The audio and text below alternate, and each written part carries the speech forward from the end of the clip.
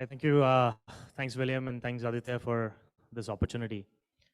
First of all, actually, when Aditya reached out with the title and it said "Battle Hardened" and war and stuff, so I was like very confused on, hey, nothing of that sort that I've done. All that I've done is really witness some of that, where startups have actually done that and kind of seen that from close quarters. So my own journey was actually quite accidental. So my journey into VC was quite accidental in the sense that I've been a core engineer. I was building products. I was actually trying to build some operating system back in the days, early 2000s. It was a chance opportunity. I was doing my MBA, and one thing I was clear was what I didn't want to do, which is consulting or iBanking. So I was just waiting it out. The placements were happening. I said, okay, I'm not interested. And the folks that came from the VC, there was only one VC who came, and the folks that they wanted, all of them wanted consulting or iBanking. So as luck would have it, they said, whoever is interested in tech and VC just would like to just have a chat and thank my stars. So quite a few people also said, hey, you should go and have a chat. Just 10 minutes before that meeting, and said, okay, I just want to learn more. And anyway, there's nothing to lose. You guys want somebody for 8 weeks, and I want to learn. And that's how it started. So that was my summer internship. Long, over a long period of time. So it is 12 years back now. So when that whole 8 week started off, I really enjoyed what I did then. But gradually, I just started enjoying more and more of it. Uh, Long story short, I just joined full time and spent 11 years there. It's been an amazing ride for me. So I'll not kind of bore you with everything that has happened in the 11 years, but I think it's been an amazing experience of working closely with founders, working closely with the founders of the VC firm to understand how to build a VC firm itself. A few things that I kind of learned along the journey.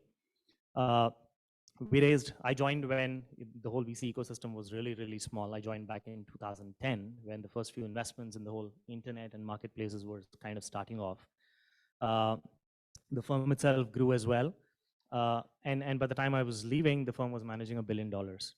A few things that really kind of stuck to me through the whole journey was, doing, either starting up or investing is definitely not a easy path.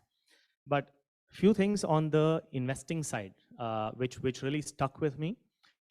Invested in a company. I'll just take an example. Invested in a company called Play Simple Games, and that journey itself was quite a big learning for me. I actually was trying to invest from 2013 onwards, and failed miserably at least 6 times, where I lost my investment deals to 6 other funds and 6 other VCs.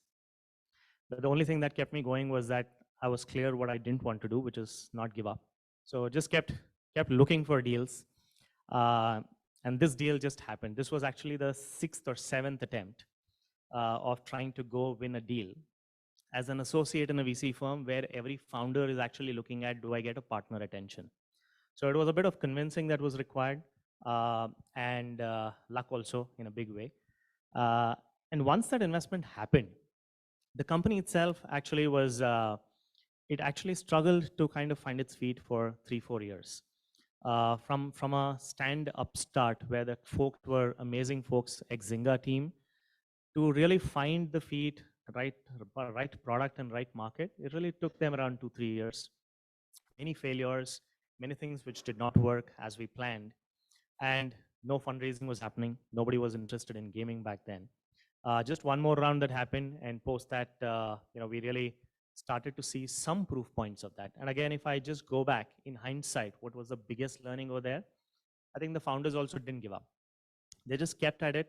The key was, do not try to earn the revenue by kind of just burning money there, but really try to figure out what is the right product that actually sells with the right customers. It took them 3 years. After 3 years, the next 3-year journey for them was really skyrocketed. They grew almost 150% year on year, and last year got acquired by one of the Swedish firms. Again, one of the biggest learnings there was how do you really just keep at it in terms of the focus, the attention to results, which was very very important. Because one interesting incident which I think most people may not know is even this acquisition which Play Simple got acquired by MTG, which was big news last year. Actually, that also happened by accident. There was another company which was negotiating with Play Simple for almost 9 months, and we were at the verge of closing. 2 days before signing, the acquirer got acquired. Uh, so just imagine, the founders have had 3 years of not really finding the PMF, no fundraising happening, VCs, including yours truly, saying, "Boss, we need markups. I need to see where my investment is going up."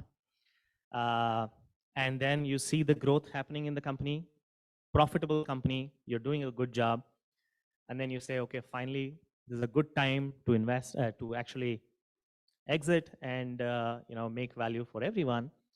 And one fine day, the buyer says, "Sorry, this was 7 a.m. in the morning," and the founder calls me and says, "Hey, this is what happened." Uh, it took another 2 months where I think again the founder didn't give up. The founders just kept at it. It was basically that we have built a first principles solid business. The exit event was just something which was happening.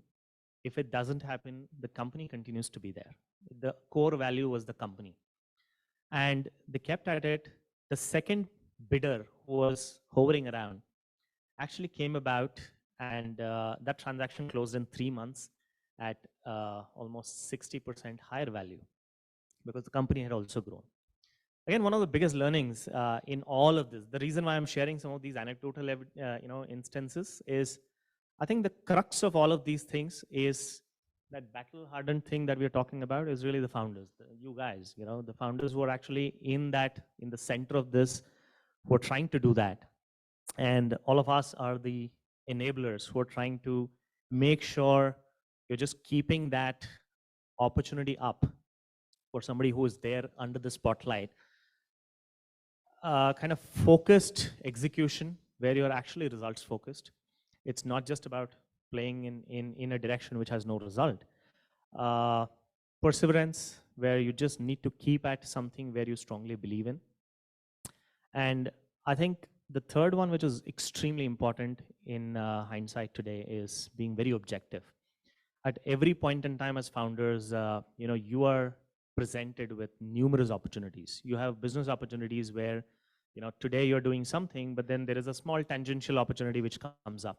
Should you take it? Should you not? There's a fundraise which may take more time, so you don't have capital. I just need some revenue. Should I take it or not? I think being very objective as much as possible and keep reminding ourselves that a very objective, focused, results oriented execution where you're clearly aware and being open to knowing where the company needs to head. I think that really improves the probability of success. I would never say it guarantees success, but it just improves the probability of success. So with that, I'll just end my kind of story with all the anecdotes. And thank you very much again, Aditya, for this opportunity. And if there's time to take any questions, I'm really happy to take any questions.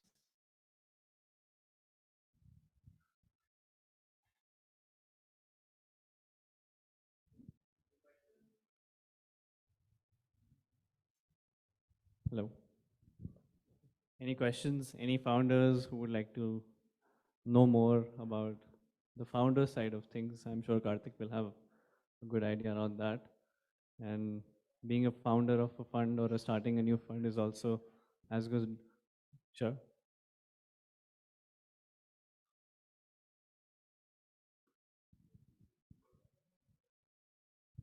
Oh, thanks, Karthik. Thanks, everyone, for this opportunity.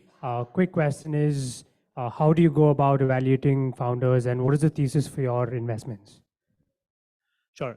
We just started a fund, so we're still trying to build a thesis. Again, we are also founders to some extent, trying to look where the opportunity is. But broadly, as a fund, we are looking at more seed, pre-series A, everything under tech.